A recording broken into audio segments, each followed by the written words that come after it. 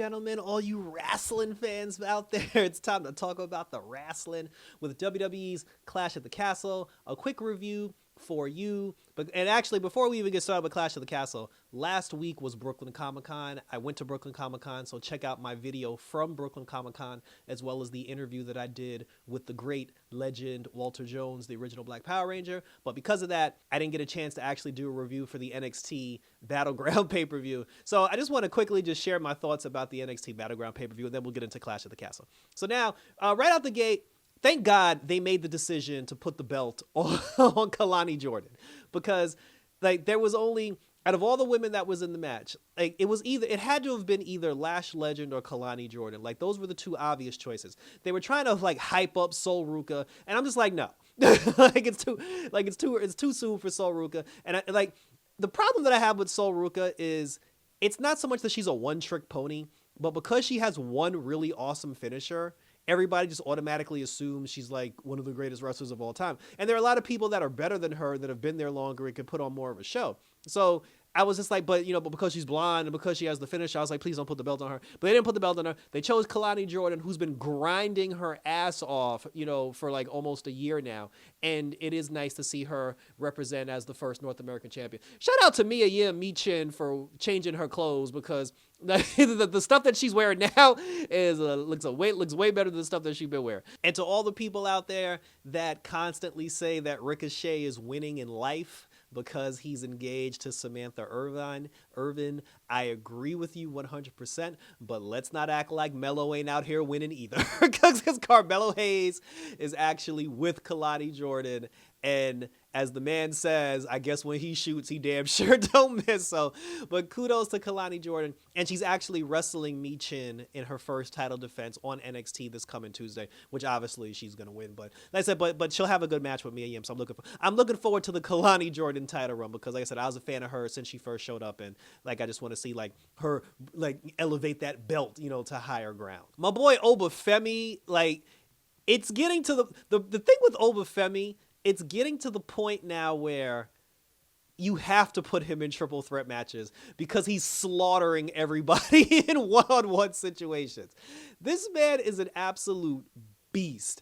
And I feel bad for Trick Williams because I like Trick Williams. Like Trick Williams, that's my guy. But Jesus Christ, Obafemi is coming, y'all. Like this, like it's almost getting to the point where the North American Championship is starting to feel too small for him. Like he's not just beating opponents one at a time. He's beating people. He's beating multiple people at a time. It's almost like his specialty match is the triple threat.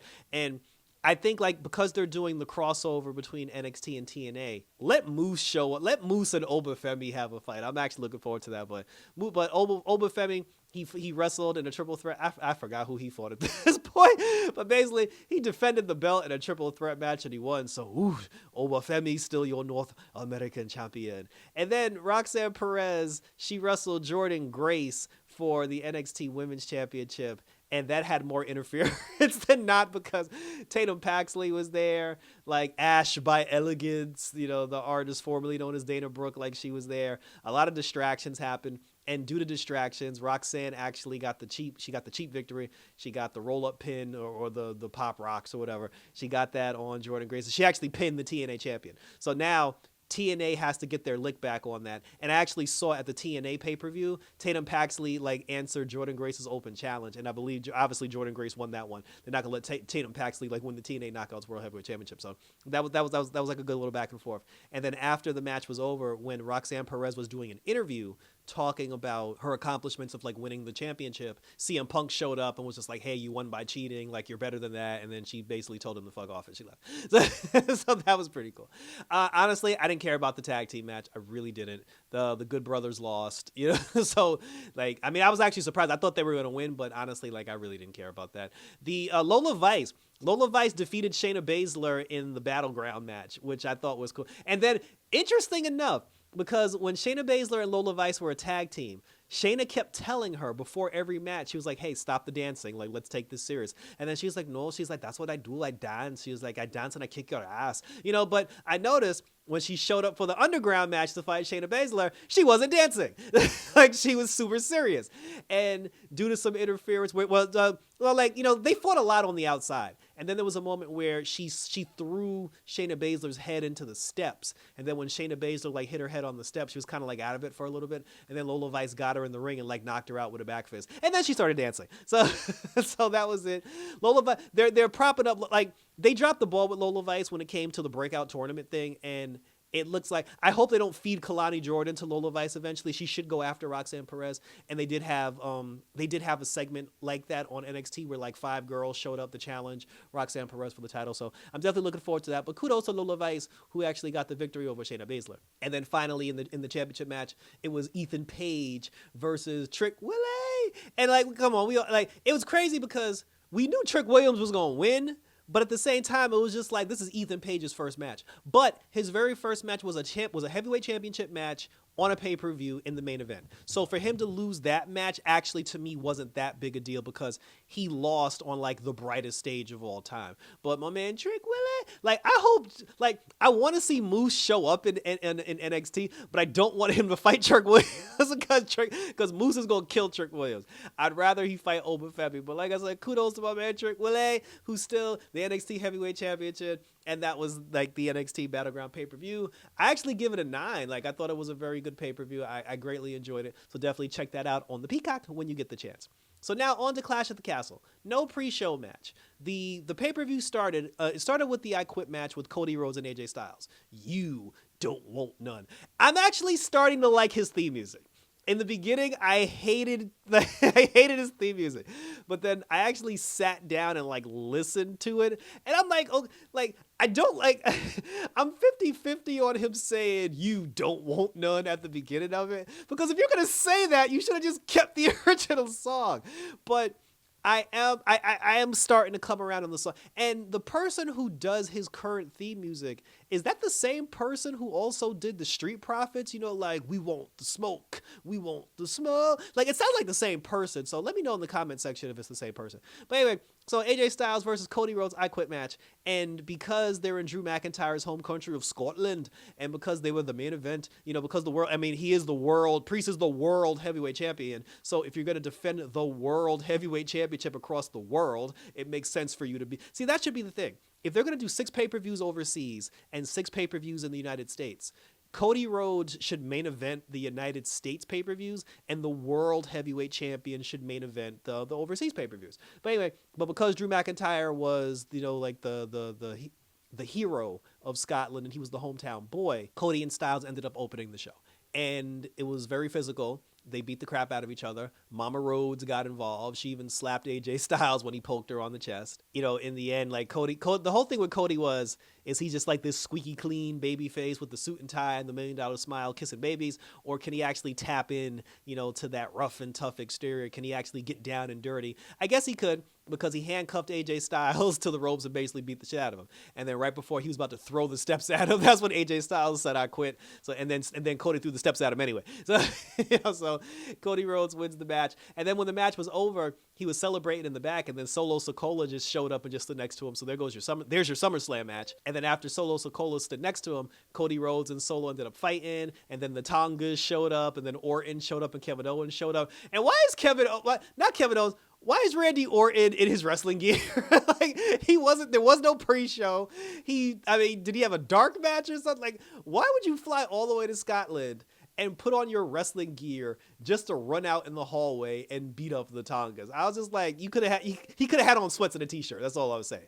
So that was it. So like I said, so Solo versus Cody's going to be the SummerSlam match. I don't know where AJ Styles goes from here, but we're moving on to the next match. The next match was the Women's Tag Team Championship match with Alba Fire and Isla Dawn versus Shayna Baszler and Zoe Stark versus Bianca Belair and Jade Cargill. And we knew that Stark or Shayna was going to take the pin, which is why it was a triple threat tag team match. However, this match right here, and I'm not saying this in a negative way. I'm truly not saying this in a negative way because I love this girl. I'm a huge fan of this girl. But this match right here showcases why Jade Cargill currently is in a tag team. Because The match was good, but it was also very sloppy at times. So the one spot that everybody's going to be talking about all over the nation was the spot where when Bianca got the hot tag to Jade, Jade tried to do the springboard off the top rope, which she hit once before, but this time she slipped off the rope and she fell. Now, I honestly feel like that could have been salvaged because, one, Shayna could have caught her, and then when Jade fell, I mean, they also could have, because Jade got beat up the entire time and she was on the floor for a while. They could have also sold it to where she fell off the rope because she was just worn out and like tired, but Shayna should have got on. The only thing, it's not Jade slipping off the rope that bothered me. What bothered me was after she fell, Shayna kind of paused for a second as though she didn't know what to do. And to me, accidents happen. In a real fight, people slip, people fall. Hell, Nia Jax slipped on Juice like on Friday Night SmackDown. But when you fall, I thought Shayna should have immediately got on top of her and just started beating her ass. Because in a real fight, that's what you would do. And then, Bianca did a thing where she tried to hit a 450 splash, and she couldn't clear the 450 all the way, and she actually put her knees like directly in Shayna Baszler's back. Like there was like on every single, and then Isla Dawn, I think she like broke her shoulder. Like there was a point where Isla Dawn was like on the floor and she was doing this for like 10 minutes. And I was just like, Lord, I know this girl ain't hurt. But you thought it was just like, well, it's still Bianca and Jade. They're still going to win despite the hiccups, despite the bumps. But then they actually put the belts on Alba Fire and Isla Dawn. And I'm shocked, but I'm not mad about that because I love Isla Dawn. Like, I'm a fan of Alba Fire. I've been a fan when she was Kaylee Ray. I was a fan of her in NXT, but I love me some Isla Dawn. Like, that's my girl. I'm just saying this publicly. Like, Isla Dawn can get it. Like, I'm just keeping it real. And I was happy for them because, I mean, the crowd, though, in the beginning, when they came out on their entrance, the crowd kind of acted like they didn't know who they were. And I'm just like, y'all should be more excited. Like, these are your hometown people. But I was super excited for them because they've been in catering for a while, and they deserve, like, they're a real tag team. Like, even the Party Girls, they're a real tag. Like, I want to see the real tag teams. Like, I like Bianca and Jade, but they're not a real tag team. They're a temporary tag team. Let's put the real tag teams in this women's tag team division. So having Alba Fire and Isla Dawn with the belts, I hope they show up on NXT. I want them on SmackDown. I want them on Raw. I want them to basically defend these belts. Let's get more women's tag teams in the mix. And now let's see what Jade and Bianca, they're going to get a rematch. Jade and Bianca is going to get a rematch, but let's see if they get the rematch right away, if they get the rematch at SummerSlam, and if one of them eventually turns on the other, which I hope doesn't happen. I said, but we'll see. But kudos to them. Kudos to Alba Fire and Isla Dawn. And I do want to see what Jade and Bianca have to say for themselves on Friday night. Next up was the Intercontinental Championship. My boy Chad and Maxine was there. I don't know why she's still selling the ankle. Like Otis is there. Sami Zayn shows up. So quickly at the end of the match, there was a moment where Chad had Sami Zayn in the ankle lock, and Sami rolled through, and then when he rolled through, Chad fell over and he hit Maxine in the ankle, and Maxine was down. She was screaming in pain, and then there was a moment where Chad cursed her out. He was like, bitch, you suck. He's like, you're worthless. He said, I got to talk to you every single day. This shit's annoying. And then while he was reading her the riot act, Otis kind of like stepped in between them to be like, hey, don't talk to her like that. And then when she got hurt, Otis had an option as to whether he could help Chad Gable or help Maxine, and he chose to help Maxine. So when he picked up Maxine and started walking away with Maxine to get her medical attention, like Chad was like, bro, like, what are you doing? He's like, you're supposed to come over here and help me out. And then when Chad turned around, he got kicked in the face with a haluva kick. So at this point, when Monday comes, the Alpha Academy, as we know it, is over. I expect the Creed brothers, Ivy Nile, because Ivy Nile better be in this shit. I expect the Creeds and Ivy Nile to jump the current Alpha Academy and beat their ass, and for Chad to have that new stable of people. I expect Chad to get an Intercontinental Championship match at SummerSlam, and for him to beat Sami Zayn at SummerSlam. This is not over, but kudos to Sami Zayn and hold on to that gold because my man Chad is about to get it pretty soon when we hit August. Next up was the WWE Women's Championship match with Bayley versus Piper Niven, and that was cool. Chelsea Green honestly was the star of the show. Like she was all over the place. She got kicked out at one point, and then she came back with a lucha mask on. I'm like, you're still wearing the same exact clothes. But Chelsea Green made the match interesting for me. Piper did put up a fight. Like towards the end of the match, like I will say, like Piper got down for that shit. Like she didn't just roll over and die. Like Piper put some respect on her name, but Bayley did get the roll up victory in the end. So it's like Bayley just goes from fighting one big girl to the next because she's gonna get Nia Jax pretty soon. So we'll see if she loses the belt to Nia Jax. But like I said, there wasn't much to say about it. It was a good wrestling match, but the crowd was kind of dead in the beginning. Then they kind of like butched up for it. So, but we'll see. Like I said, but we'll see. You know, like good effort by Bayley, and you know now it's on to the main event, which was Drew McIntyre versus Damian Priest. All rise. The match, as you could tell, was a physical confrontation. The two of them beat the snot out of each other. There was a moment where Damian Priest legitimately like hurt his leg, and it was said in the press conference after the show that they thought he had tore his like quad, or he tore like his thigh or something. But they think the injury is serious, and I hope it's not. Like I really hope it's not. But to be honest with you, even if it is serious, they can get away with him still having the belt for a while, especially because Money in the Bank is in July. And if that's the case, if he truly is hurt, just have him wrestle at Money in the Bank for as long as he can. Like have him sell the injury at Money in the Bank. And then when, you know, have him, you know, I guess he wins the match or whatever, and then just have somebody cash in on him. But whether he's hurt or not, it's not over yet, but I don't think it's over. Towards the end of the match, the referee got knocked down as always. And when the referee got knocked down, Drew McIntyre hit the Claymore kick. And then when Drew McIntyre hit the Claymore kick, another referee showed up, counted 1, 2, and then he stopped counting. And then when everybody looked up, we were like, shit, it's CM Punk. So CM Punk came all the way to Scotland to dress up like a referee and screw Drew McIntyre out of the championship. Drew McIntyre got up, grabbed Punk by the neck, and when he grabbed him by the neck, CM Punk kicked him in the nuts. And then Damian Priest hit the South of Heaven choke slam. The referee got back up, got the 1, 2, 3 victory. And as I predicted, CM Punk has screwed Drew McIntyre out of the World Heavyweight Championship in Scotland. And because of this, the two of them have to wrestle at SummerSlam.